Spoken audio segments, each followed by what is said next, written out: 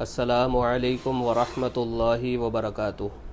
ناظرین اکرام، ذرا ایک لمحے کے لیے سوچئے کہ وہ وقت جب بہت سی مسجدیں صرف جمعہ یا عید تک محدود ہو کر رہ گئی تھیں۔ 5 وقت اذان تو ہوتی تھی مگر صفیں خالی رہتی تھی، نماز پڑھنے والے کم، دین سیکھنے والے کم، اور مسجد جو کبھی امت کی زندگی کا مرکز تھی آہستہ آہستہ صرف ایک عمارت بنتی جا رہی تھی۔ پھر اللہ نے کچھ بندوں سے ایسا کام لیا جنہوں نے لوگوں کو دوبارہ مسجدوں سے جوڑا، انہیں نماز کی طرف بلایا، انہیں دین کی محنت میں لگایا، اور یہی وہ محنت تھی جسے دنیا نے تبلیغی جماعت کے نام سے جانا۔ آج ہم بات کریں گے کہ مسجدوں کو آباد کرنے میں تبلیغی جماعت نے کیا کردار ادا کیا ہے، اور کیا واقعی یہ محنت امت کے لیے ایک بڑی اصلاحی تحریک ثابت ہوئی ہے۔ دوستو، 1926 میں حضرت مولانا الیاس رحمۃ اللہ علیہ نے میوات کے علاقے میں دیکھا کہ مسلمان کلمہ تو پڑھتے ہیں مگر دین سے دور ہو چکے ہیں، نماز، اخلاق، اسلامی تعلیم سب کمزور ہو رہا ہے۔ تب حضرت مولانا نے ایک عظیم جملہ فرمایا، اے مسلمانوں، مسلمان بنو۔ یہ صرف ایک جملہ نہیں تھا، یہ امت کو مسجد سے جوڑنے کی صدا تھی۔ انہوں نے لوگوں کو کہا کہ مسجدوں میں آؤ، اپنی اصلاح کرو اور پھر دوسروں تک دین کی دعوت پہنچاؤ۔ میرے عزیز دوستو، مسجد صرف نماز پڑھنے کی جگہ نہیں، یہ مسلمانوں کی تربیت گاہ ہے، یہ ایمان بنانے کی جگہ ہے۔ یہاں سے صحابہ تیار ہوئے، یہاں سے امت نے دین داری کو سیکھا، اور یہاں سے امت نے دنیا کو بدلا۔ نبی کریم صلی اللہ علیہ وسلم مدینہ پہنچے تو سب سے پہلے مسجد نبوی تعمیر فرمائی۔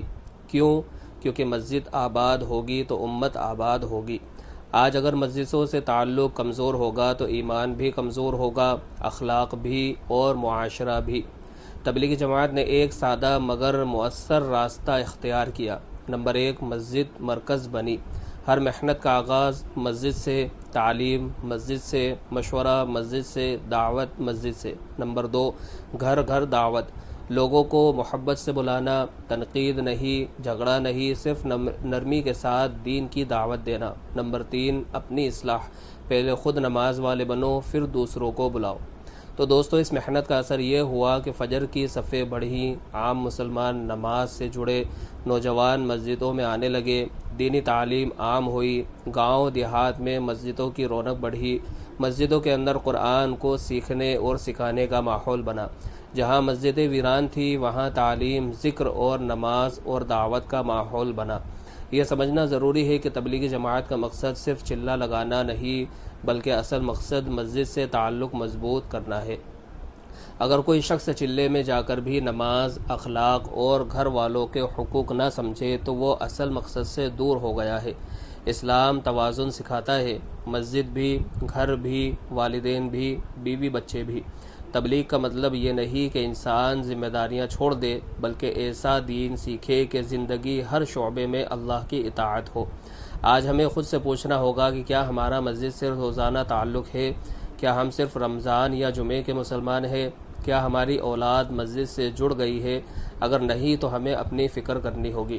میرے دوستو، اگر تم اب واقعی زندگی بدلنا چاہتے ہو تو مسجد سے جڑ جاؤ، یہیں سکون ہے، یہیں ہدایت ہے، یہیں کامیابی ہے۔ ناظرین، مسجد آباد ہوگی تو معاشرہ آباد ہوگا، نمازیں آباد ہوں گی تو زندگی آباد ہوگی، اور جب امت مسجد سے جڑ جائے گی تو اللہ کی مدد بھی آئے گی۔ تبلیغی جماعت کی اصل کامیابی یہی ہے کہ اس نے لاکھوں لوگوں کو مسجد سے جوڑا ہے۔ اللہ ہمیں بھی مسجدوں کو آباد کرنے والا بنائے، نمازوں کا پابند بنائے اور دین کی صحیح سمجھ عطا فرمائے۔ آمین یا رب العالمین۔ السلام علیکم ورحمۃ اللہ وبرکاتہ۔